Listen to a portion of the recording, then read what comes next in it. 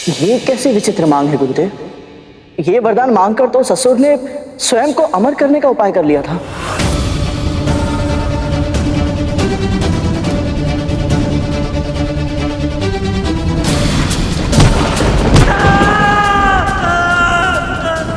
मैंने भूलवश अपने पुत्र का डिंब फोड़ा था। मेरी उस भूल का दंड अरुण आज तक भोग रहा है। माता पिता जब ना चाहते हुए भी अपनी संतानों को कष्ट दे बैठते हैं, उसकी पीड़ा कितनी अधिक होती है ये मैं समझ सकती हूँ। तो फिर ये उन असुरों की कैसी भक्ति थी जो अपने ही भगवान को इतना बड़ा कष्ट दे रही थी? प्रभु तो सब जानते थे गुरुदेव, फिर भी ऐसा वरदान क्यों दिया उन्होंने? क्योंकि वो भोलेनाथ हैं देव। उनके लिए सब एक समान है। देव दानव, मनुष्य गंधर्व, भूत पिशाच, पशु पक्षी, कभी किसी में कोई अंतर नहीं किया उन्होंने। उनके लिए सब उन्हीं की संतान है। और जब कोई एक संतान घनघोर तपस्या करके अपने पिता से कुछ मांगती तो वो उसे देने में विवश हो ही जाते हैं।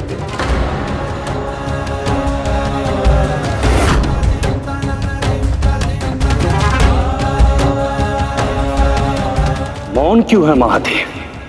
वरदान दीजिए। तुम्हारी ये इच्छा उचित नहीं है गजमुखासुर।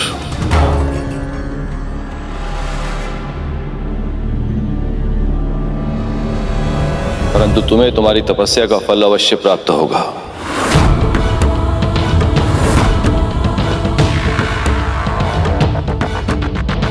यदि यही तुम्हारी इच्छा है तो मैं इसे अवश्य पूर्ण करूंगा।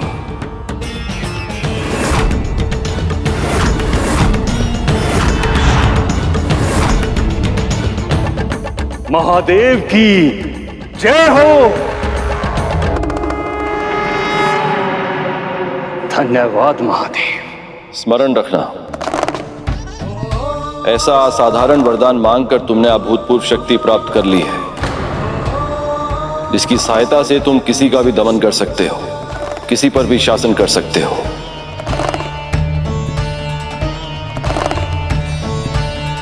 इस क्षमता का अर्थ यह नहीं कि तुम्हें ऐसा ही करना भी होगा। सही अर्थों में शक्तिशाली वो होता है जिसे वरदान से प्राप्त हुई शक्ति के उपयोग की ना तो आवश्यकता हो और ना ही इच्छा। इसलिए मेरा सुझाव यही है गजमुखासुर, इस शक्ति का उपयोग उसी स्थिति में करना जब प्रश्न तुम्हारी आत्मरक्षा का हो और संकट तुम्हारे प्राणों का हो।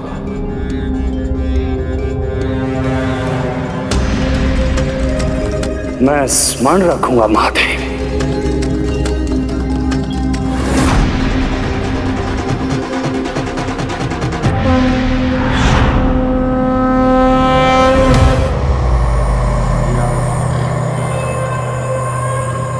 एक बार मेरे भाई की तपस्या भी पूर्ण हो जाए, तत्पश्चात उस इंद्र से उसका स्वर्ग छीन लेंगे हम। नमः शिवाय। गजमुखासुर और गजासुर ओम नमः शिवाय। शासन करेंगे स्वर्ग पर। ओम नमः शिवाय। ओम नमः शिवाय। ओम नमः शिवाय। महादेव गजमुखासुर को वरदान देने के बाद जब कैलाश लौटे तो उन्हें पता चला मां पार्वती तपस्या करने के लिए कैलाश से दूर चली गई ताकि उनकी तपस्या में कोई बाधा ना आए। ये सुनकर उनके मन का उत्साह फीका पड़ गया। वो जानते थे पुत्र कामना के लिए किए जाने वाले व्रत को पूरा करने में समय लगेगा और देवी पार्वती के बिना महादेव को कैलाश सूना लगने लगा।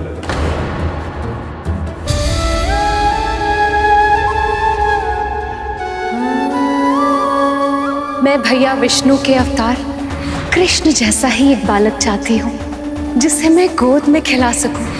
तब तो आपको पुण्य व्रत रखना होगा देवी। जाने से पहले मैं आपसे मिल के गया था पार्वती। आप भी जाने से पूर्ण एक बार मिल तो लेती। ओम नमो नारायणाय। ओम नमो नारायणाय।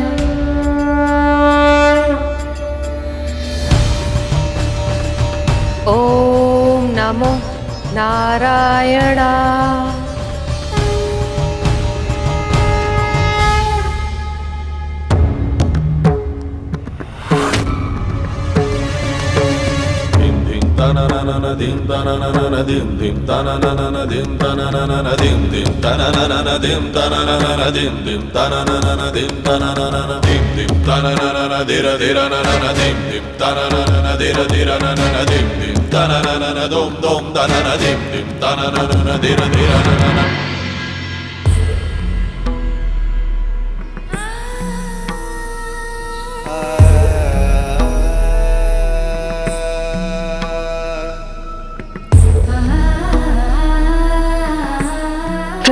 आप क्यों कष्ट कर रहे हैं? एक नए जीवन को जन्म देने के प्रयास में किए गए श्रम का प्रमाण देते इन हाथों को धोकर उस जल से प्रेम की गंगा बहाने में कैसा कष्ट प्रिय।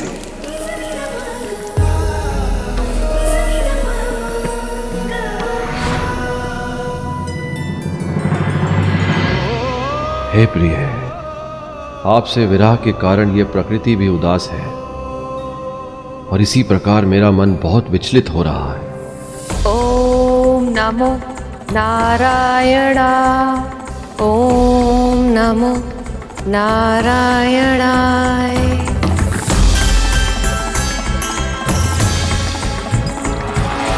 प्रभु, भोजन प्रभु।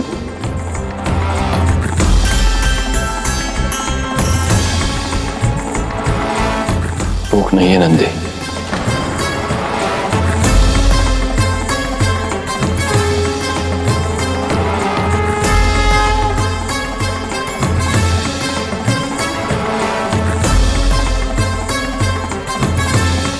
ओम नमो नारायणाय। ओम नमो नारायणाय।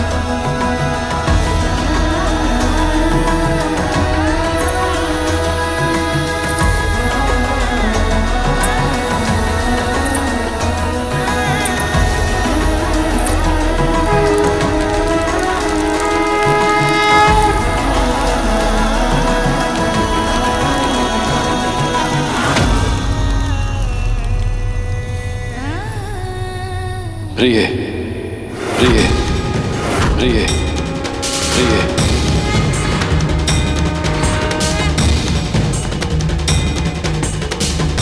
ओम नमो नारायणाय।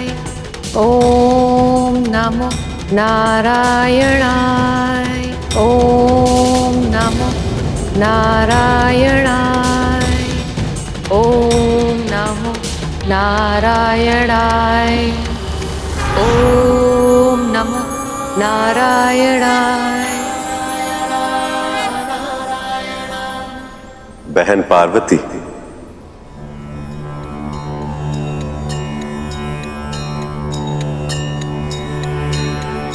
प्रणाम भैया। अपने व्रत को जिस निष्ठा और भक्ति से आपने पूर्ण किया, मैं उससे बहुत प्रसन्न हूं बहन। कहिए, आपको क्या वरदान चाहिए? मेरे मन की इच्छा तो आप अच्छी तरह से जानते हैं भैया। मैंने जब से आपके कृष्ण अवतार के बाल रूप के दर्शन किए हैं, तब से हर क्षण मैं वैसे ही दुख हरने वाले, सुख की वर्षा करने वाले नटखट पुत्र की कामना करती रहती हूँ। मैं भी ऐसा ही पुत्र चाहती हूँ भैया, जिसकी बाल लीलाएं मन मोह ले, जो ज्ञान गुण का सागर भी हो और मन हर्षाने वाली गागर भी, जिसके दर्शन मात्र से सारी इच्छाएं, सारी मनोकामनाएं पूर्ण हो जाएं। ऐसे वंदनीय पुत्र की मुझे प्राप्ति हो, जिसमें आपके कृष्ण रूप का एक अंश भी हो। यही वरदान चाहती हूँ भैया। ये इच्छा केवल आपके लिए ही नहीं, मेरे लिए भी सुखकारी होगी बहन। बहुत शीघ्र आपको मनवांछित संतान होगी।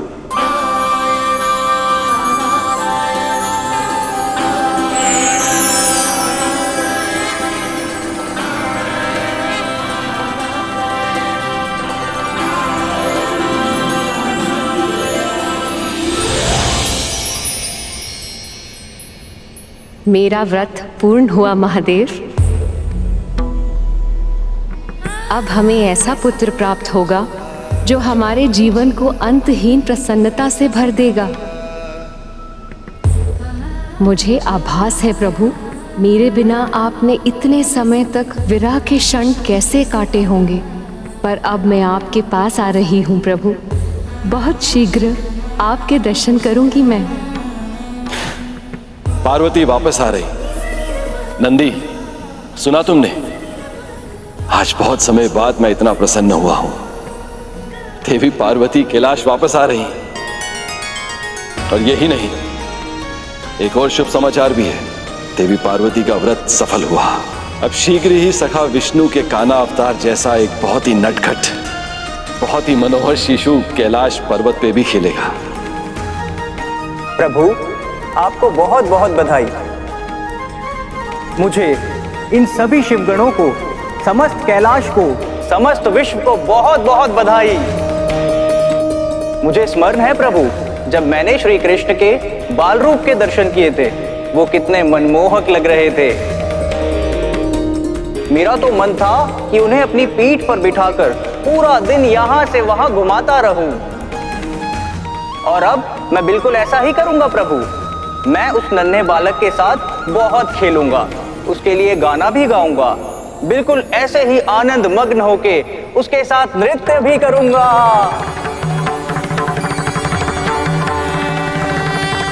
बस बस, अब मैं चाहता हूं कि हम देवी पार्वती के आने की तैयारी करें। वो इतने समय के बाद तपस्या करके लौट रही हैं। याद रहे, आते ही उनकी थकान मिट जानी चाहिए। आप निश्चिंत रहिए प्रभु, माँ के स्नान, भोजन, विश्राम, हर आवश्यकता का प्रबंध मैं पहले से ही करके रखूंगा। तुम सब चलो मेरे साथ।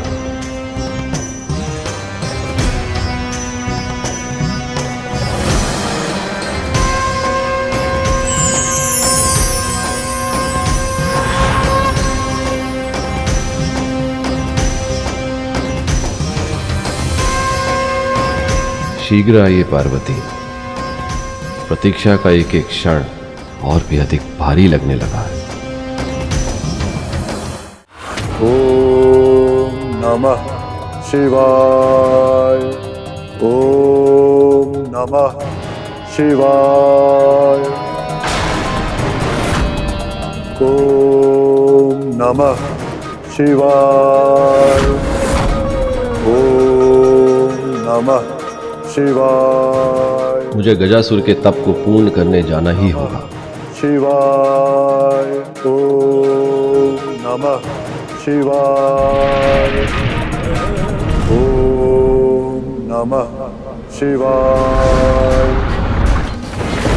ओम नमः शिवाय। ओम नमः शिवाय। ओम नमः शिवाय। क्या कारण है संसार में इस विनाश का? शिवाय। ओम नमः। ये गजासुर का तप और तीव्र होता जा रहा है, सृष्टि में विकट परिस्थितियां उत्पन्न कर रहा है। ओम नमः शिवाय। ओम हे नारायण, ये कैसा अनर्थ है? ओम महादेव का ये कौन भक्त है जिसके तप के प्रभाव में सारे संसार में त्राही त्राही मची हुई है। ओम नमः शिवाय। ओम नमः शिवाय। प्रभु, ये तो बहुत प्रसन्नता का अवसर है, किंतु आपके मुख पर चिंता की छाया क्यों प्रभु? गजासुर का तप पूरा हो गया है नंदी, मुझे उसे दर्शन देने जाना होगा। पर प्रभु, अभी तो माँ आने वाली है, आप उनसे मिले बिना कैसे जा सकते हैं? उनसे मिलने की आतुरता तो मेरे मन में भी बहुत है नंदी। यदि शीघ्र ही मैंने गजासुर के तप को विराम नहीं दिया तो इस संसार का हित भी हो सकता है। ओम नमः शिवाय। ओम नमः शिवाय। अब तक तो माँ को आ जाना चाहिए था, इतना विलंब क्यों हो रहा है उन्हें?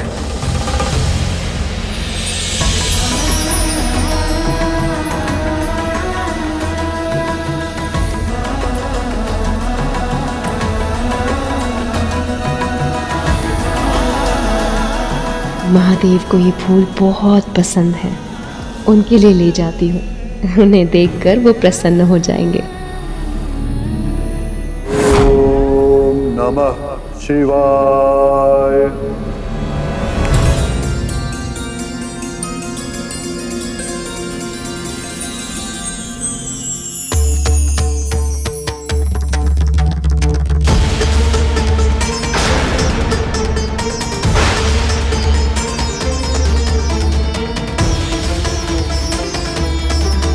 रक्तिम बादल, इसका अर्थ है मुझे शीघ्रता करनी होगी, अन्यथा पूरी सृष्टि विपदा में भी गिर सकती है। ओम नमः शिवाय। ओम नमः शिवाय। ओम नमः। गजासुर का ताप तो संसार को विनाश के मुख की ओर लेकर जा रहा है। महादेव को इस संकट का निवारण शीघ्र ही करना होगा। शिवाय। ओम नमः शिवाय। गजासुर का तप निरंतर और तीव्र होता जा रहा है। शिवाय। ओम नमः शिवाय। ओम नमः शिवाय। ओम नमः शिवाय। इस सृष्टि के हर प्राणी की तरह वो भी मेरी ही संतान है। मैं इस तप के भीषण ताप से उसे और झुलसने नहीं दे सकता, अर्थात मुझे जाना ही होगा।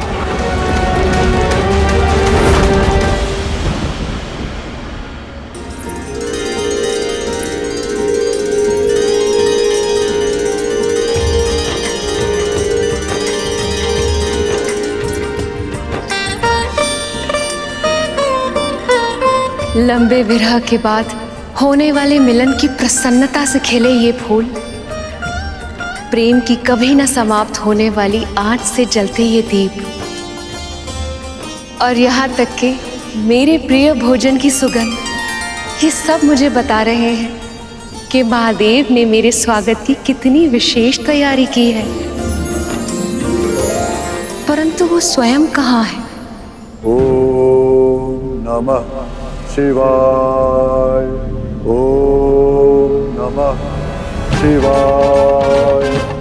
ओम नमः शिवाय।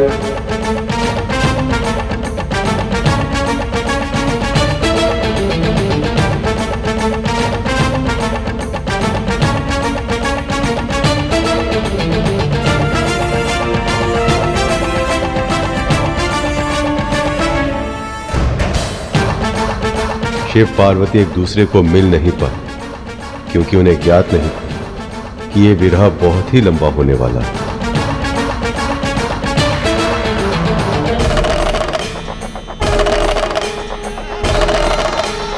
कितना निष्ठुर है समय। यदि प्रभु एक क्षण रुक जाते तो कम से कम माँ से भेंट तो कर पाते। कितने समय से वो उनकी प्रतीक्षा कर रहे थे।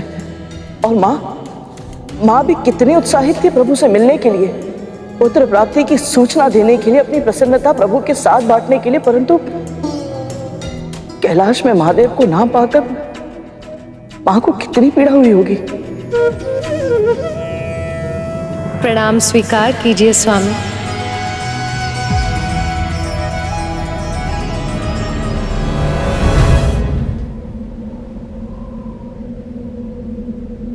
ये कैसी लीला रच रहे हैं आप।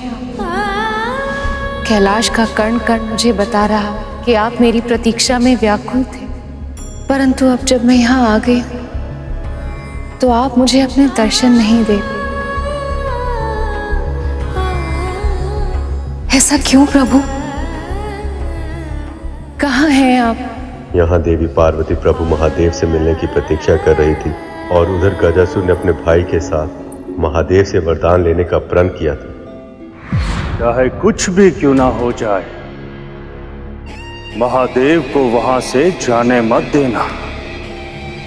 महादेव तो भोले, वो हमारी बात मान लेंगे, किंतु विष्णु वो बहुत चालाक है। यदि उसे पता चला तो वो हमारी योजना को भी असफल कर सकता है। उसने पहले भी हमारे साथ छल किया था। हो सकता है कि महादेव एक बार लौट जाए तो उन्हें पुनः पकड़ने का अवसर मिलना असंभव हो जाए। इसीलिए किसी भी मूल्य पर उन्हें अपने उदर में बसने के लिए विवश करना होगा गजासुर। और यदि तुमने ऐसा किया तो तुम अमर हो जाओगे और हम दोनों भाई संसार के सबसे शक्तिशाली असुर बन जाएंगे और तीनों लोकों का शासन हमारी मुट्ठी में होगा। नंदी, महादेव कहाँ है? कैसे बताएं माता को कि प्रभु भक्त को दर्शन देने गए हैं। नमः शिवाय। ओम नमः शिवाय। ओम नमः शिवाय। ओम नमः शिवाय। ये रक्तम आकाश, ये तीव्र वेग से चलती आग, ये तो अशुभ के संकेत। ओम नमः शिवाय। ओम नमः शिवाय।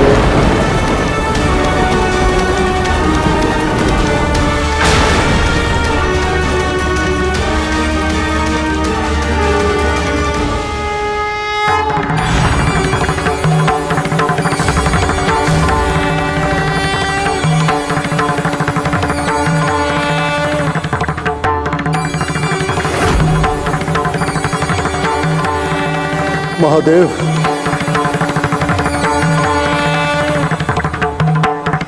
प्रणाम महादेव। तुम्हारी तपस्या पूर्ण हुई गजासुर। अमरता के अतिरिक्त जो मांगना है मांगो वरदान में। मुझे आपसे 2 वरदान चाहिए महादेव। पहला तो ये कि मेरे तन से निरंतर ऐसी अग्नि निकलती रहे जिसके कारण कोई भी देवी देवता, सुर, गंधर्व, मानव, दानव, ऋषि मुनि कोई भी मुझे छू तक ना पाए।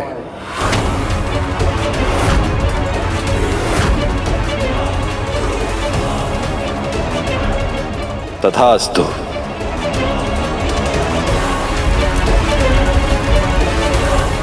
और मेरी दूसरी इच्छा यह है महादेव कि आप मेरे उदर में निवास करें।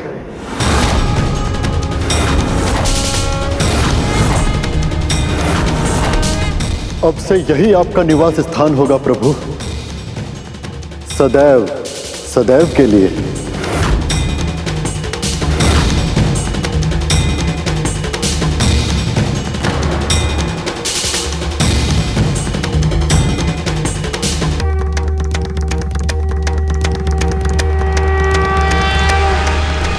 उसने ऐसा वरदान मांगने के बारे में सोचा भी कैसे गुरुदेव? ये संपूर्ण सृष्टि महादेव के उदर में बसती है, इसीलिए तो माँ पार्वती ने हलाहल को प्रभु के कंठ के नीचे जाने से पहले ही रोक दिया था। यदि प्रभु ही किसी के उदर में चले गए तो इस सृष्टि का तो सर्वनाश हो जाएगा। महादेव ने भी गजासुर को यही समझाने का प्रयास किया, परंतु विनाश के समय बुद्धि साथ छोड़ देती है गरुड़। तो क्या वो असुर महादेव के मना करने के बाद भी नहीं माना? फिर क्या हुआ गुरुदेव? व्रत वो अनुष्ठान है गरुड़ जिसके माध्यम से भक्त भगवान को भी बांध देता है। जब ऋषि सूर्य के उदय होने से पहले अर्घ देने का अनुष्ठान करते हैं तो सूर्य देव को भी अपनी परिक्रमा पूरी करके ठीक समय पे उनके सामने प्रकट होना ही पड़ता है। यही नियम है। इसी अनुशासन से संसार का संतुलन सदा है। गजासुर की इच्छा अनुचित अवश्य थी, पर तपस्या की शक्ति से बंधे महादेव उसे अस्वीकार नहीं कर सकते थे। पर हां, उन्होंने गजासुर से एक विनती अवश्य की थी। यदि यही तुम्हारी इच्छा है गजासुर, तो मैं उसे अवश्य पूर्ण करूंगा, परंतु तुम्हें मुझे समय देना होगा। बड़ी तपस्या के बाद आज देवी पार्वती कैलाश लौट रही है और मुझे वहां ना पाकर वो अत्यंत व्याकुल हो जाएंगे। सत्य तो यह है कि मैं भी उनसे मिलना चाहता हूं।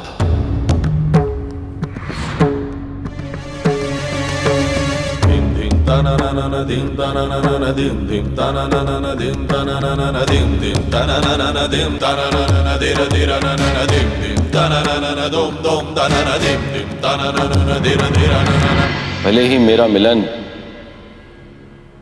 एक क्षण का ही क्यों ना हो, भले ही उनसे मिलने के उपरांत मुझे यहां तुरंत लौटना पड़े। पार्वती शक्ति है मेरी। प्रभु से वियोग के कारण विचित्र सी बेचैनी का आभास हो रहा है मुझे उनसे भेंट करनी ही होगी। क्षमा कीजिएगा महादेव, परंतु यदि आपको यहां से जाने दिया तो बहुत बड़ा संकट उत्पन्न हो सकता है मेरे लिए, और मुझे अपने प्राण अत्यधिक प्रिय हैं। आपने मुझे वर दिया है महादेव, और आपको अपने वचन का पालन तो करना ही होगा। इसी क्षण से आपको मेरे उदर में निवास करना ही होगा प्रभु। गजासुर की मांग सुनकर समस्त संसार में त्राही त्राही मच गई। सब यही सोच रहे थे कि यदि महादेव ने गजासुर की मांग पूरी कर दी तो पार्वती से शिव का मिलन कैसे हो पाएगा। जब मैं आपको पति के रूप में पाना चाहती थी, तब मैंने आपके लिए 1 सहस्त्र वर्षों तक तपस्या की थी प्रभु। क्या मुझे पुत्र प्राप्ति के लिए इतनी लंबी प्रतीक्षा करनी होगी महादेव? मुझे क्षमा करना पार्वती, मुझे क्षमा करना पार्वती, मुझे क्षमा करना पार्वती, मुझे क्षमा करना पार्वती। कुछ बहुत ही अनुचित होने वाला है, बहुत ही भयंकर, बहुत ही विनाशकारी।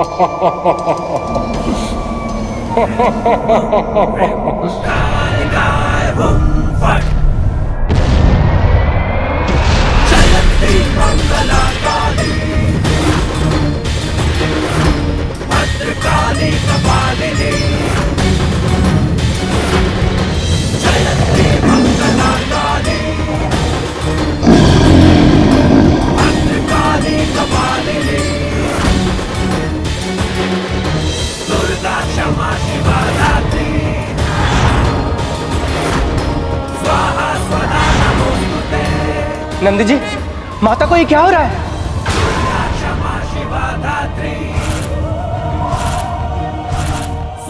माँ के भीतर जो प्रेम की ऊष्मा थी वो अब क्रोध की ज्वाला बन रही है।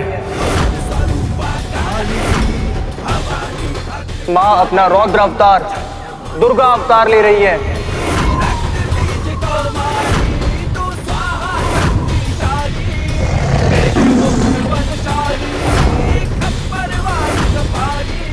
यदि इन्हें रोका नहीं गया तो समस्त संसार को नष्ट होने से कोई नहीं बचा सकता।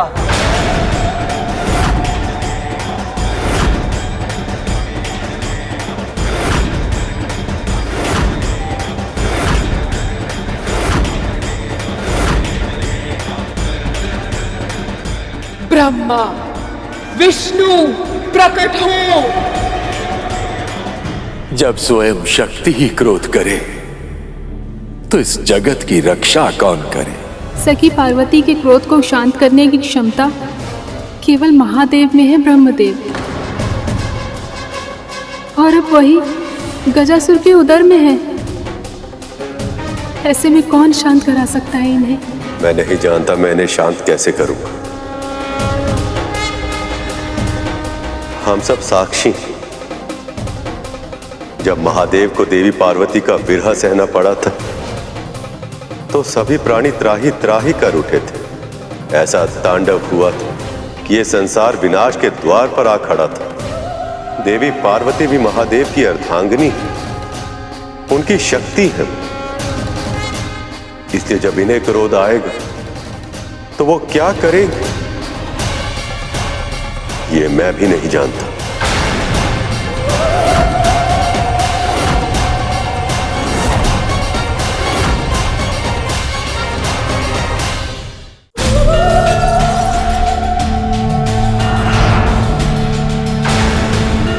देवी,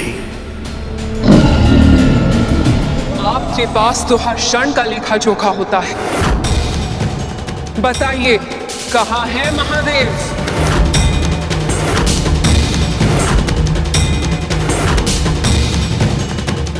गजासुर ने भोलेनाथ से वरदान मांगकर उन्हें विवश कर दिया है देवी, और लिंग रूप में परिवर्तित करके अपने उदर में बसा लिया है।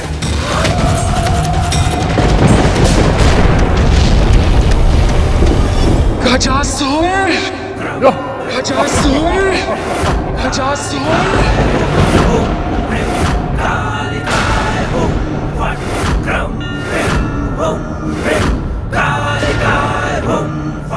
शांत हो जाइए देवी, क्रोध का त्याग कीजिए।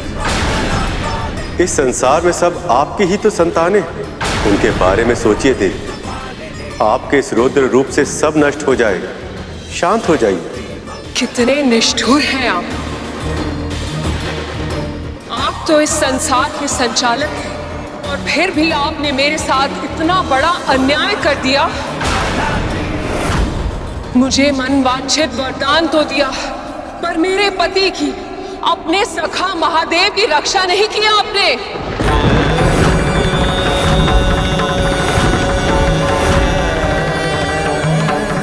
आप अच्छी तरह जानती हैं देवी, भक्त और भगवान के बीच में कोई नहीं आ सकता, मैं भी नहीं। पर भक्ति तो मैंने भी आपकी की थी विष्णु, और आप मेरी भक्ति से प्रसन्न भी हुए थे। फिर मेरी इच्छा के विरुद्ध ये अवरोध कैसे आ गया? आप अच्छी तरह जानते हैं विष्णु कि मैं और महादेव एक दूसरे के बिना अधूरे, ना वो मेरे बिना जी सकते हैं और मेरा जीवन उनके बिना संभव नहीं है। ये भूल आपसे हुई है विष्णु, आपसे हुई है विष्णु, आपसे हुई है विष्णु, और अब आपको ही इसे सुधारना होगा, और अब आपको ही इसे सुधारना होगा।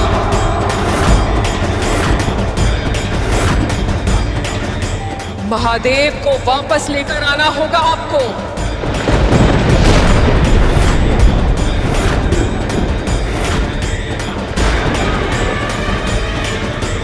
देवी,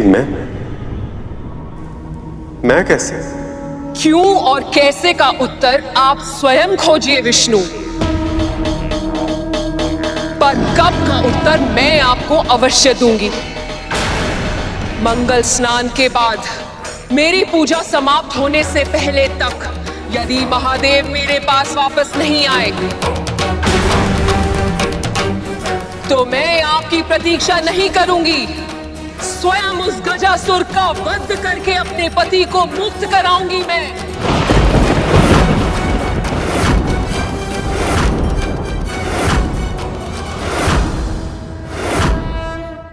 पर स्मरण रखिएगा, यदि मुझे ये करने के लिए विवश होना पड़ा तो समुद्र सूख जाएंगे, पर्वत भस्म का ढेर बन जाएंगे, धरती अग्नि उगलेगी और बादल रक्त की वर्षा करेंगे। यदि मुझे रौद्र रूप धारण करना पड़ा तो ये संसार नष्ट हो जाएगा विष्णु।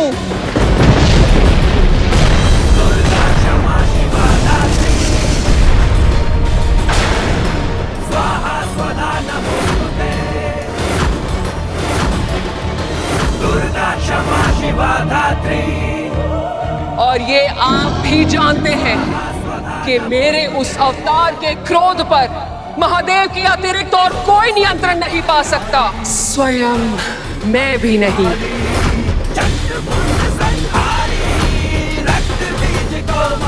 तो फिर प्रभु ने क्या किया गुरुदेव? गजासुर का पहला वरदान तो ये था कि उसे कोई छू भी नहीं पाएगा, तो फिर प्रभु विष्णु महादेव को छुड़ाकर कैसे लाए?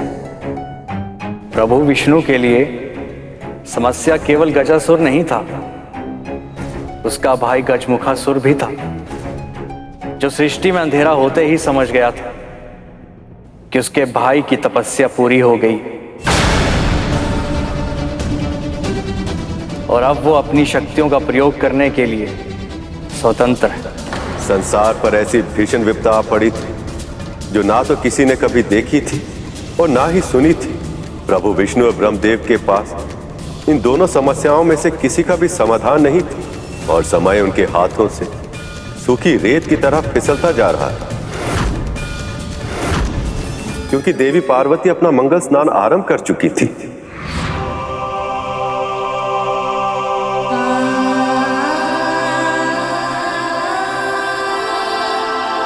भक्त की पुकार सुनते ही दौड़े चले गए महादेव। मैं मानती हूँ कि तपस्या का मान करना महत्वपूर्ण होता है, परंतु एक पत्नी की प्रेम का सम्मान करना भी तो आवश्यक है। उन्हें आभास था कि मैं आने वाली हूँ, फिर भी एक क्षण नहीं रुक पाए वो, और ना ही किसी ने उन्हें रोका।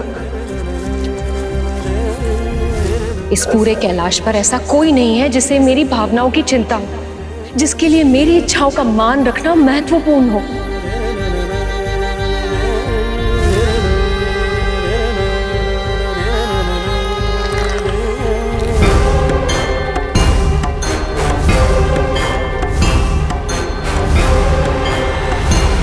अब जो मेरा पुत्र होगा वो मेरी हर आज्ञा का पालन करेगा। जिस तरह यशोदा का कान्हा उन्हें सताता है, परंतु सबसे अधिक प्रेम भी वो उन्हीं से करता है, ठीक वैसे ही मेरा पुत्र भी मेरे साथ ऐसा ही करेगा। मेरे लिए सबसे टकरा जाएगा वो, डांट पड़ने पर कान पकड़कर क्षमा भी मांगेगा, और यदि उसने शरारत की तो उसे भी मैं ओखली से बांधकर दंड दूंगी। नहीं नहीं, मैं ये नहीं कर सकती, मैं उसे इतना बड़ा दंड नहीं दे सकती। कान्हा माखन चुराता है तो यशोदा उसे डांट देती है, परंतु मैं अपने पुत्र को एक से एक उत्तम व्यंजन बनाकर खिलाऊंगी, और तब तक खिलाऊंगी जब तक उसके पेट के साथ साथ उसका मन नहीं भर जाता। अपने पुत्र के मन, मस्तिष्क, यहाँ तक कि प्राण वायु को भी मैं स्नेह से भर दूंगी। और ऐसे ममता भरी भावना से मां पार्वती ने गढ़ी थी एक अप्रतिम रचना।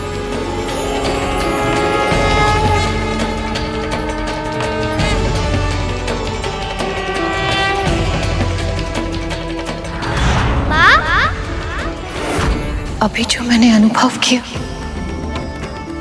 क्या था वो? माँ? माँ?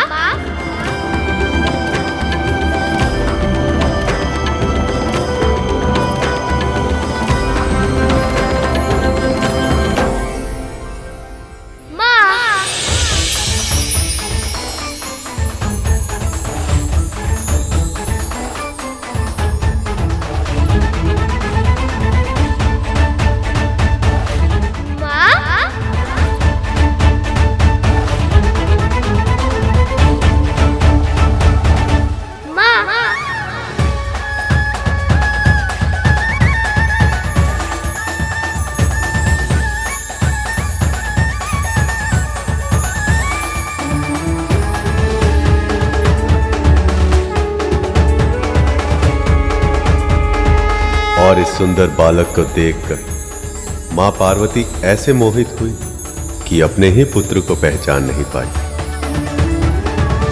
बालक? ओहो, तू कौन है? यहाँ आजा।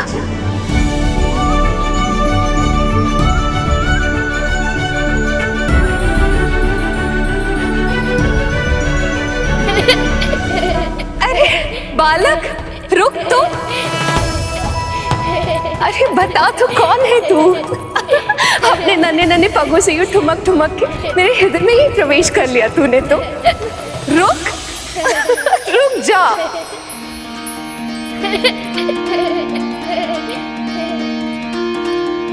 पार्वती के मन में उमड़ी ममता, माँ की गोद में आए विघन हरता। पार्वती के मन में उमड़ी ममता, माँ की गोद में आए विघन हरता। अद्भुत बालक पर माँ प्रेम लुटाती, प्रथम देवता जग में उसे बनाती। हाँ, प्रथम क्या हुआ माँ? ठीक तो है ना? आप थक गई है माँ?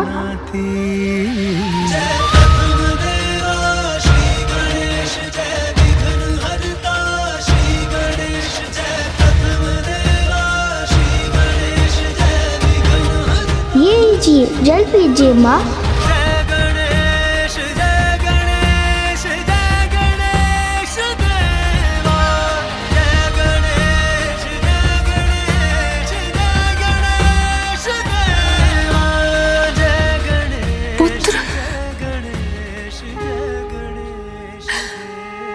मेरा पुत्र? हाँ माँ, मैं आपका ही पुत्र हूँ, आपके हृदय से जन्मा हूँ। केवल आपके लिए इस संसार में आया हूँ। अब से आपकी सेवा ही मेरा सुख, और आपका सुख ही है मेरा उद्देश्य। एक माँ के लिए सबसे बड़ा सुख होता है अपनी संतान से प्रेम और अनुराग पाना। माँ पार्वती को भी यही प्रसन्नता थी कि अब कोई कैलाश में उनके दुख और सुख का ध्यान रखने वाला आ गया है।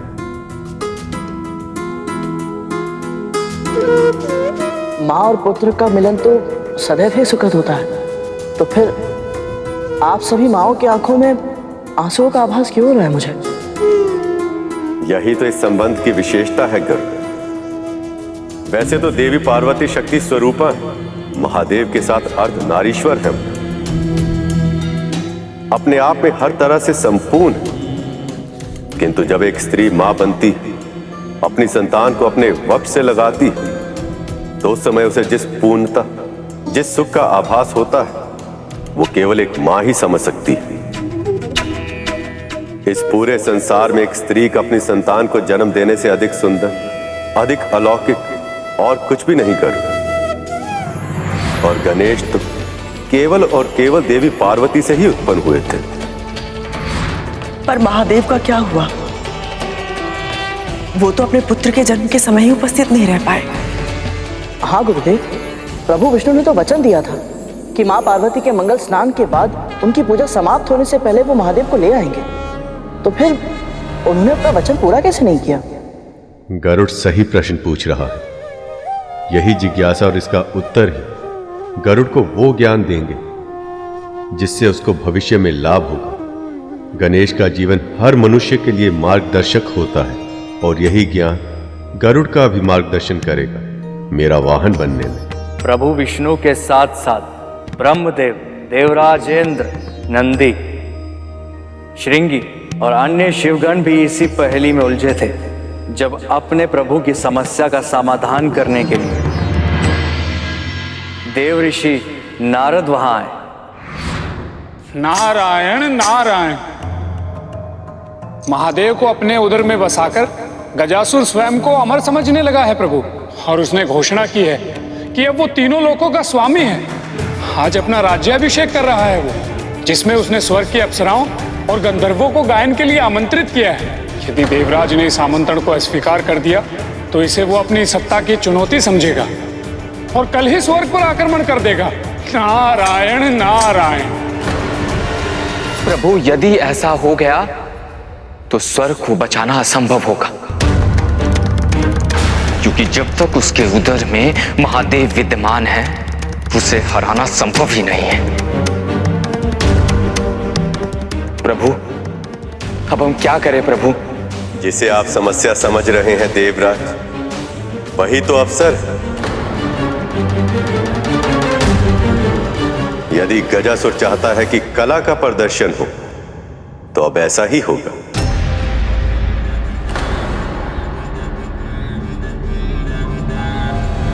हम छद्म वेश में वहां जाएंगे और अपनी कला का ऐसा प्रदर्शन करेंगे कि गजासुर हमें हमारी इच्छा के अनुसार पुरस्कार देने के लिए विवश हो जाएगा।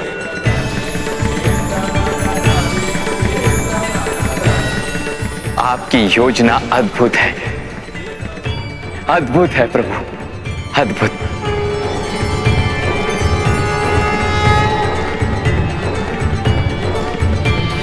एक और प्रभु विष्णु, इंद्र, नंदी, श्रृंगी और अन्य सभी शिवगण महादेव को मुक्त करने के अभियान पर निकले। वहीं दूसरी ओर वैकुंठ में देवी लक्ष्मी और देव ऋषि नारद को मां पार्वती की हंसी का स्वर सुनाई दिया। जब उन्होंने कैलाश की ओर देखा तो चकित रह गए। पुत्र रुक जा। माँ, मैं जो समझ रहा हूं क्या वो सत्य है? पूरी तरह सत्य है देवर्षि। इस बालक ने सखी पार्वती के हृदय से जन्म लिया है।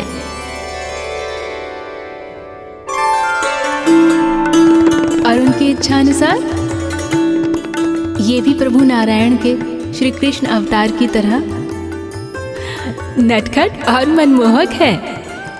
सत्य सखी, फिर तो इस बालक को मैं निकट से देखूंगी।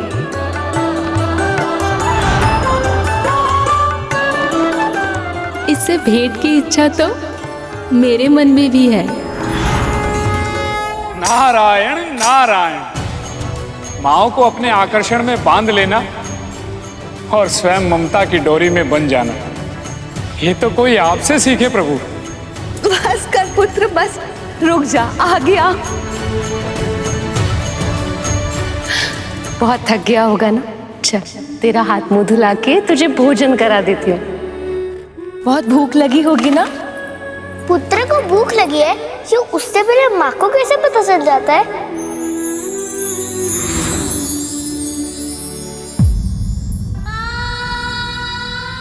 ले गरुड़, भूख लगी होगी ना? भर पेट भोजन करना। बढ़ते तन को पोषण की आवश्यकता होती है। मेरी माँ को भी ऐसा ही आभास होता है। हर माँ का हृदय, चाहे वो माँ पार्वती हो या मेरी माँ विंता, सबका हृदय एक समान होता है। पुत्र, सभी माताएं गणेश के पास पहुंची।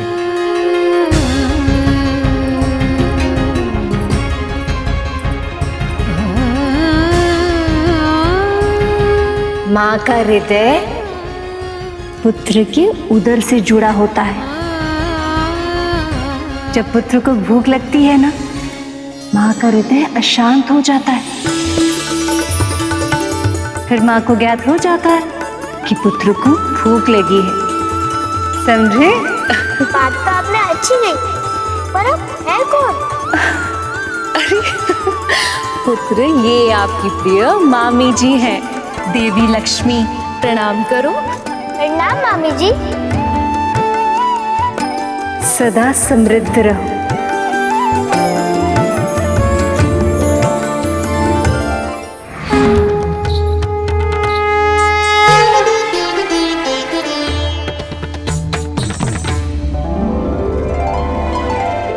और पूरा ब्रह्मांड गणेश को अपने पुत्र की भांति प्रेम दे रहा था, आने वाले विपदा से बिल्कुल अनजान।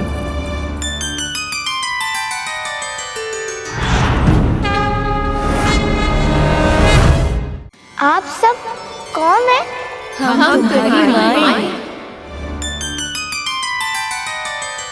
आओ पुत्र, निकट आओ। आओ पुत्र, हमारे पास आओ।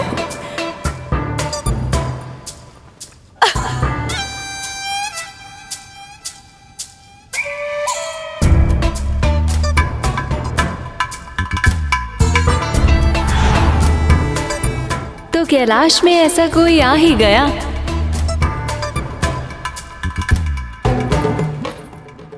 जो महादेव का नहीं, देवी पार्वती का भक्त है। बधाई हो देवी, आपकी तपस्या का फल आपको मिल ही गया। आपने जैसी कल्पना की थी, बिल्कुल वैसा ही पुत्र मिला है आपको। पुत्र, आगे आओ। सच, ये तो मेरी कल्पना से भी अधिक मनमोहक है।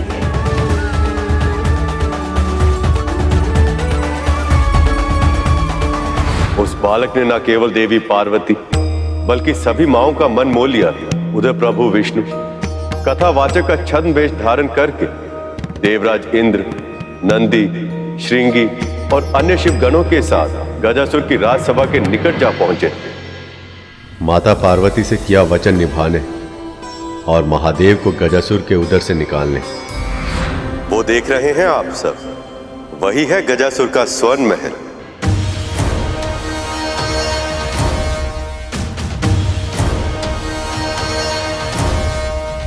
प्रभु, इसकी छटा तो बहुत ही निराली है। हाँ प्रभु, ऐसे स्थान पर हमें प्रवेश कैसे मिलेगा?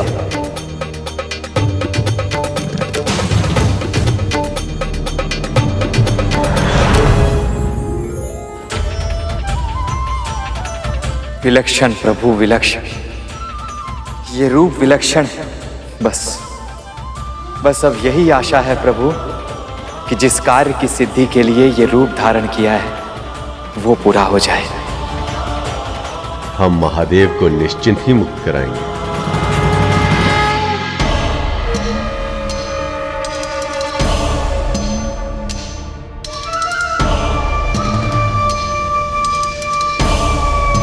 गजमुखासुर प्रश्न पूछे तो मौन रहना बुद्धिमानी नहीं होती।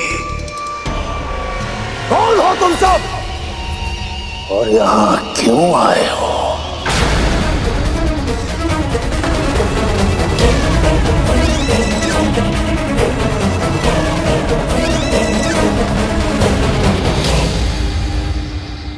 हम महादेव को मुक्त कराने आए, किंतु ये बात तुझ मूर्ख को समझ नहीं आएगी गजासुर।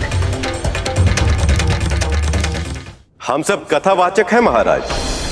भोले भंडारी महादेव के गुणगान करके अपना जीवन यापन करते हैं। जब हमने सुना कि यहाँ महादेव के सबसे बड़े भक्त का अभिषेक हो रहा है तो हमें लगा कि यहाँ महादेव की जीवन की कथा शिव कथा कहने से अधिक सौभाग्य और क्या हो सकता है। जो दिख रहा है वो है नहीं, और जो दिख नहीं रहा वो छुपा हुआ है। तुम सब आए तो एक साथ हो, किंतु तुम एक नहीं हो, अलग अलग हो। तुम सब अलग अलग हो, एक दूसरे से बिल्कुल अलग। कहीं इसने हमें पहचान तो नहीं लिया?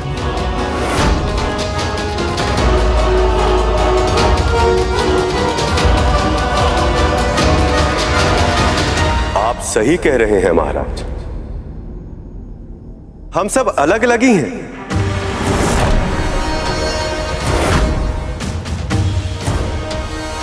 यदि हमें कुछ एक समान है तो वो है महादेव के प्रति हमारा प्रेम, हमारी शिव भक्ति।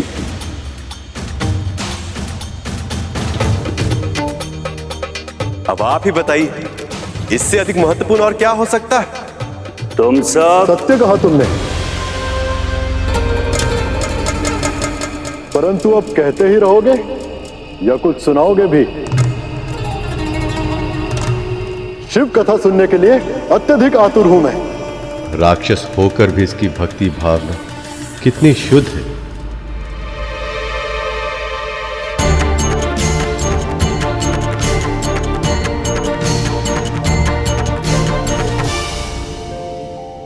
बड़ा विचित्र जग का शासन, बड़ा विचित्र विधान।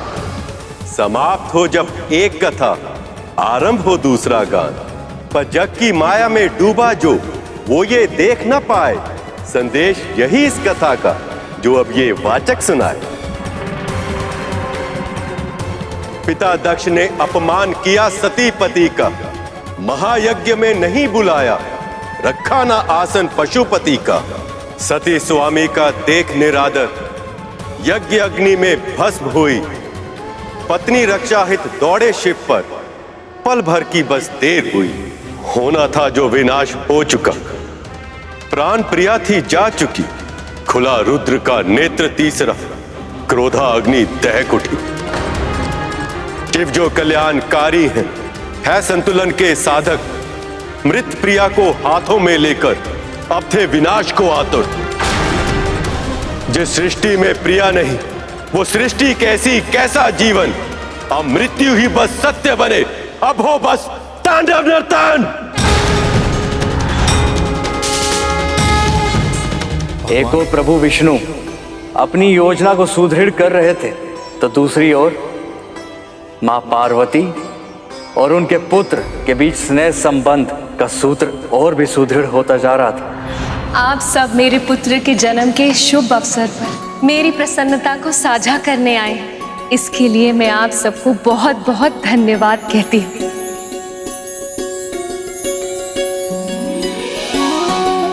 परंतु आप अब ये बताइए कि मेरे पुत्र के लिए कोई उपहार लाए हैं या फिर लाए हैं पुत्र।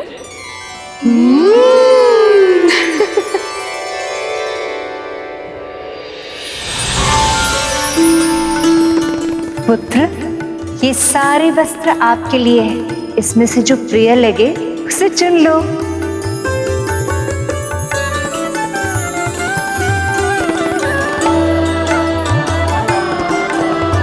आप सही माताओं का धन्यवाद, पर मुझे तो मेरी ही माँ के दिए हुए वस्त्र ही सबसे प्रिय लग रहे हैं।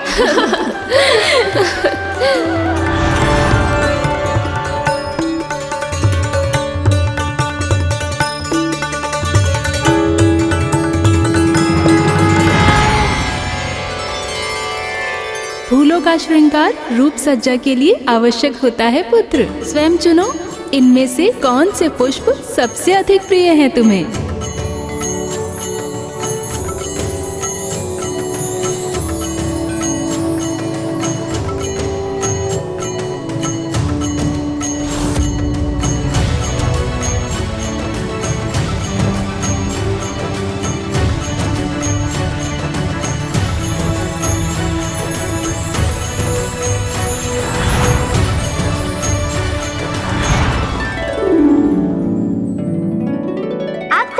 माताओं का धन्यवाद, पर मुझे तो मेरी माँ के दिए हुए लाल फूल ही सबसे प्रिय लग रहे हैं।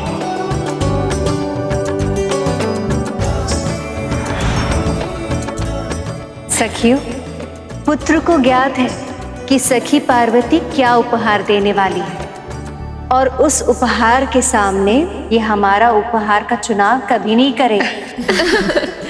इसलिए क्यों ना हम कुछ ऐसा करें जिससे कि पुत्र को ज्ञात ही ना हो कौन सा उपहार किसका है। उचित विचार है सखी, तभी तो पता चल पाएगा कि सत्य में इन्हें कौन सी वस्तु सबसे अधिक प्रिय है। माँ, इन्हें प्रयास करने दीजिए, विजय तो आपके प्रेम की होगी।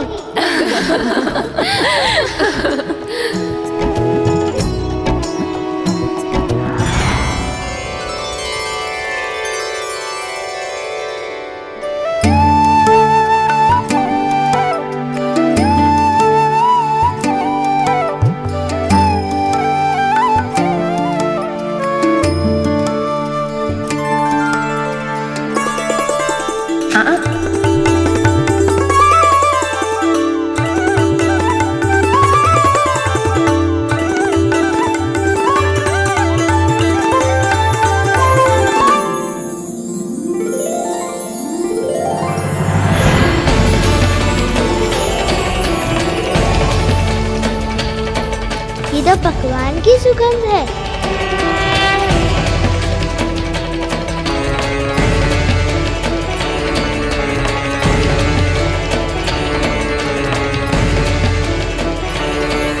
ये सारे पकवान और मिठाई की सुगंध कैसे पहचानूं माँ को?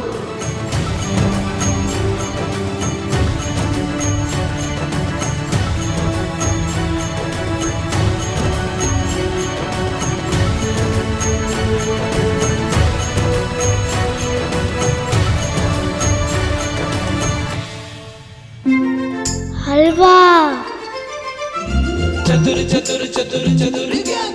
गाजर का हलवा, पर मुझे तो मेरी माँ के हाथ के बने हुए ही चाहिए।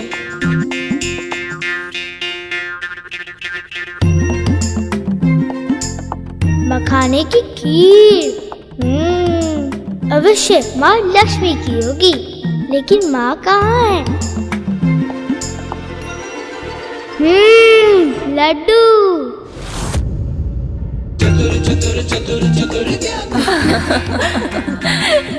एक माँ और पुत्र का बंधन अनूठा होता है। आंखों में पट्टी बांधकर पुत्र गणेश को माँ पार्वती का आभास हो गया था। जैसे एक नवजात शिशु अपनी माँ का स्पर्श पाते ही चुप हो जाता है, वैसे ही बाल गणेश के लिए माँ का स्पर्श, उनकी भेंट, उनका आदेश सर्वोपरि थे। मान गए पुत्र तुम्हें। तुम्हारी माता के साथ तुम्हारे संबंध सूत्र सच में बहुत प्रगाढ़ हैं। या कहना चाहिए कि तुम अपनी माता के भक्त हो। आप सब जो भी गए, पर एक सत्य ये भी है कि मुझे बहुत जोर से भूख लगी है, और आप सबने जो उपहार दिए उसे मैं वैध थोड़ी ना जाने दूंगा। सब कुछ खाऊंगा मैं। बस बस पुत्र, अब तू विश्राम कर ले, थक गया होगा। नहीं माँ, मैं आप सबके साथ समय व्यतीत करना चाहता हूँ।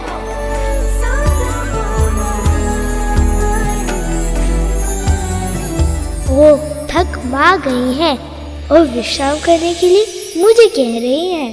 दर्शन देने के लिए आप सभी का बहुत बहुत धन्यवाद, पर अब मेरी माँ को विश्राम करने की आवश्यकता है।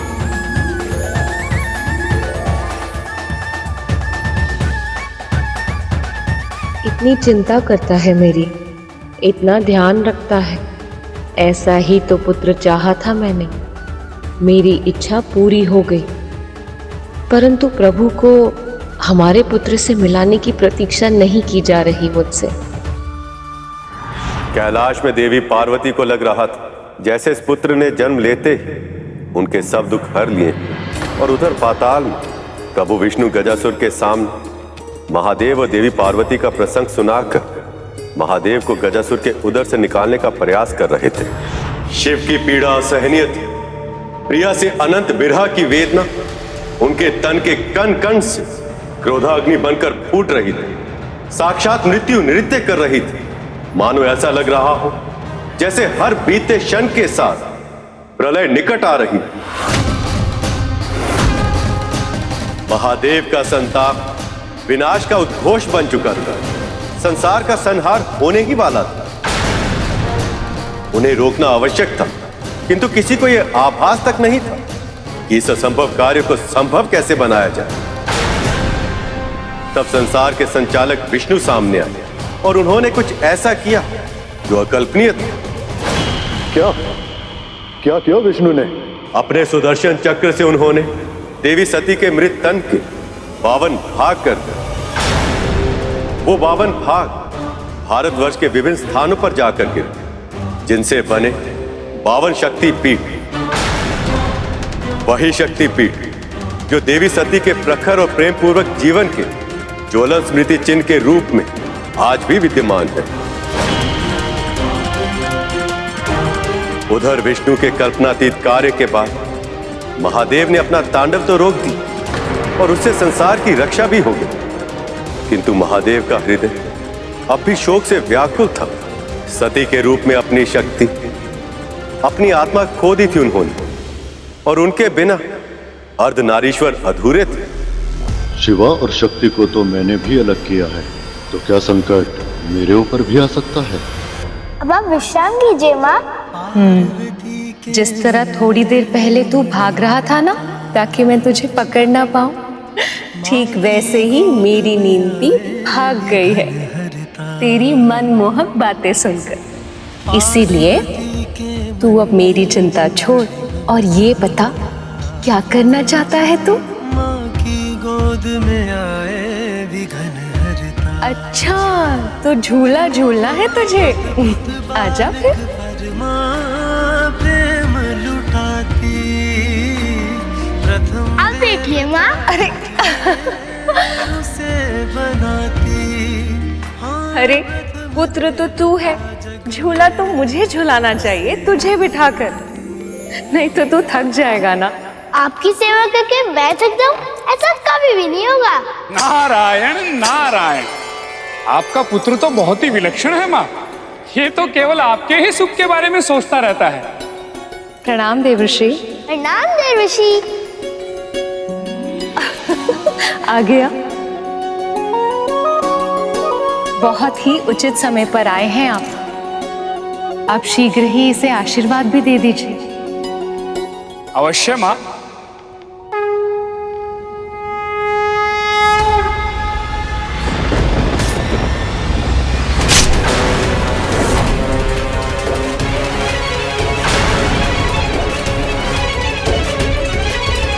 ये क्या आभास हुआ मुझे?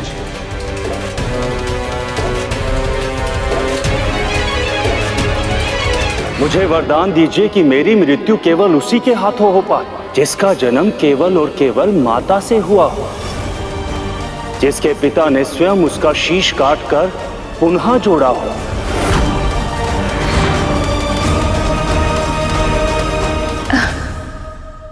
क्या हुआ देवश्री?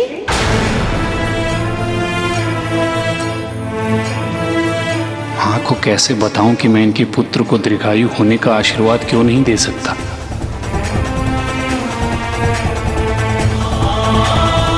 किस सोच में पड़ गए मुनिवर?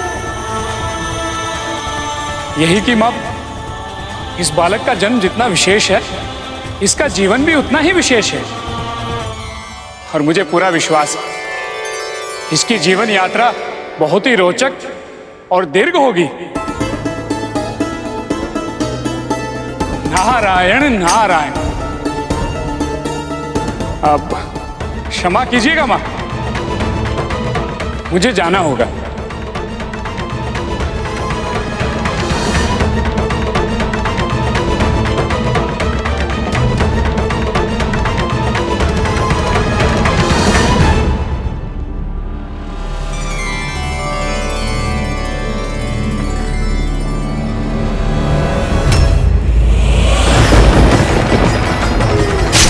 जो मैंने देखा क्या वो सच में घटित होगा? यदि ऐसा हुआ तो माँ की प्रतिक्रिया क्या होगी?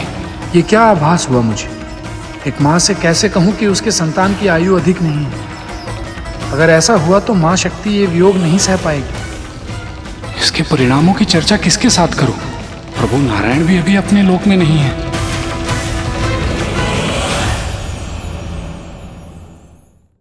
देव ऋषि नारद की यह चिंता उचित थी, क्योंकि उन्हें यह आभास था कि गजमुखासुर की मृत्यु की पहली शर्त केवल यही बालक पूरी कर सकता था, क्योंकि उसका जन्म केवल मां से हुआ था। किंतु उसकी मृत्यु की दूसरी शर्त को पूरा कर पाना अभी संभव नहीं था, क्योंकि उनका सिर हाथी का नहीं था, और जब तक महादेव गजासुर के उदर में थे ऐसा हो पाना भी संभव नहीं था। आपके कहने का अर्थ यह है गुरुदेव, यदि महादेव गजासुर के उदर में रहते तो संसार संकट में आ जाता, और यदि बाहर आ जाते तो उनके पुत्र के प्राण संकट में पड़ जाते। फिर क्या हुआ गुरुदेव? मां पार्वती अपने पुत्र पर आने वाले संकट से अनभिज्ञ थी।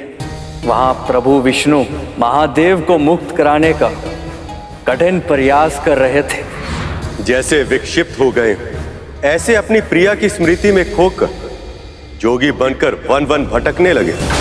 उनके कष्टों की अधिकता देवगणों के मन में शूल बनकर चुभ रही थी।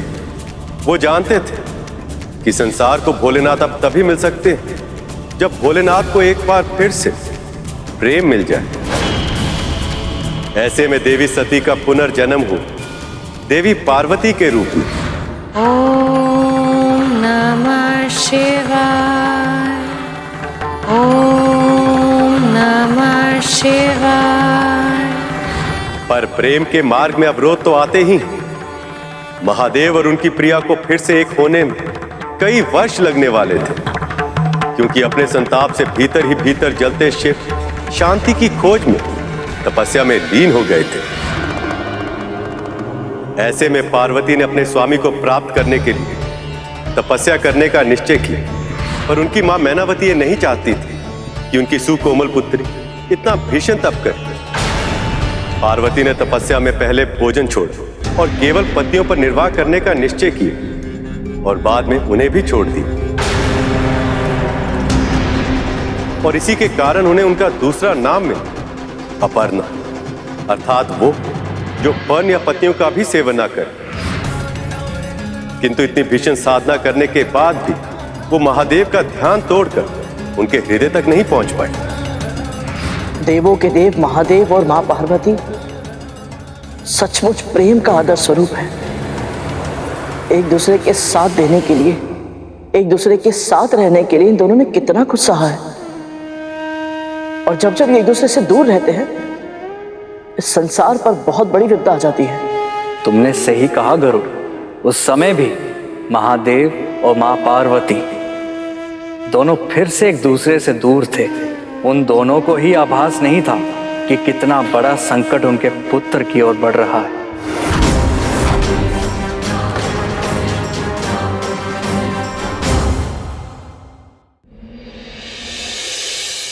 बहुत ही सुंदर रूप पाया है उसने, सलोना सा मुख, नटखट इतना कि पूछे ही मत। उसके हृदय में अपनी माँ के लिए इतना सम्मान, इतना प्रेम, इतनी भक्ति कि संसार की कोई भी माँ उस पर बलिहारी जाए। मैं सच कह रही हूँ स्वामी, उसे एक बार देखते ही कोई भी व्यक्ति अपनी सारी चिंताएं भूल जाए। इतना मनमोहक है वो पार्वती नंदन। बस कीजिए देवी, और मत बताइए उस बालक के बारे में। आपके वर्णन मात्र से ही उस बालक को देखने की इच्छा हमारे मन में और प्रबल होती जा रही है।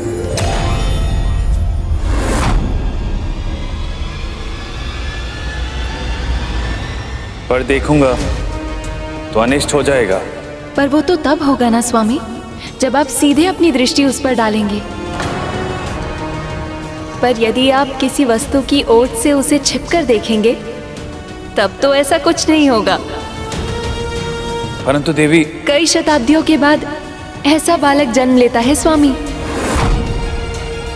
उसके दर्शन करके ही मेरे चित्त को बहुत सुख मिला, और केवल सुख ही नहीं, सत्य तो ये है कि मैंने उसे देखते ही मेरे भीतर ममता का अनुभव किया।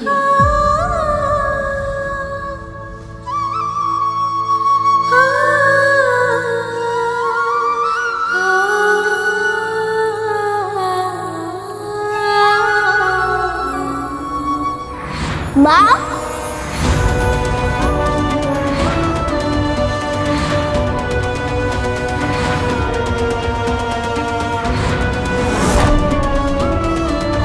क्या वो बालक सच में इतना गुणवान है? अब तो उनके समक्ष जाकर उसे देखना ही होगा मुझे। शनिदेव के बारे में विख्यात है कि वो सदैव अपनी भावनाओं और कर्मों पर नियंत्रण रखते हैं, अपने कर्मों के परिणामों के प्रति सदैव सचेत रहते हैं, क्योंकि संसार के सभी प्राणियों को उनके कर्मों के अनुरूप दंड देना उनका उत्तरदायित्व है। पर इस बालक के बारे में जानकर वो भी स्वयं को रोक नहीं पाए। किंतु जिस शनि की दृष्टि से सारा संसार बचता है, वह स्वयं बाल गणेश की एक झलक के लिए कैलाश की ओर बढ़ रहे। किंतु नारद अभी भी गणेश को देखकर भविष्य की चिंता में थे। वो दृश्य विधाता की किसी बड़ी योजना का भाग है या फिर अनिष्ट का संकेत?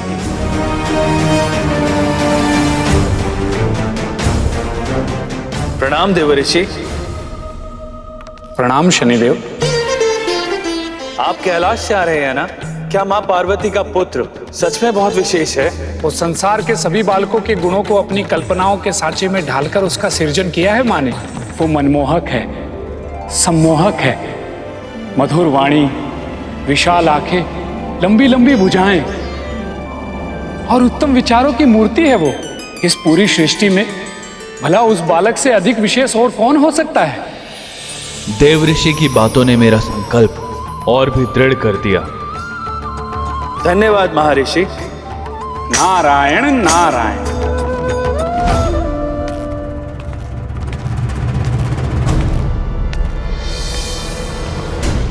शनिदेव कहीं उस बालक से भेंट करने तो नहीं जा रहे?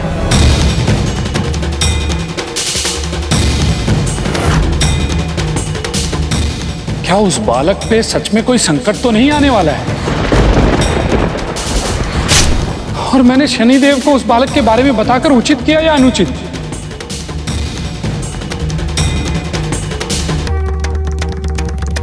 नारायण नारायण। मुझे ये आभास क्यों हो रहा है कि समय का चक्र बहुत तीव्र गति से घूम रहा है और बहुत सारी घटनाएं एक साथ अनेक स्थानों पर आकार ले रही हैं। ये स्थिति कोई सामान्य स्थिति नहीं हो सकती। निश्चित ही कुछ बहुत बड़ा होने वाला है। पर क्या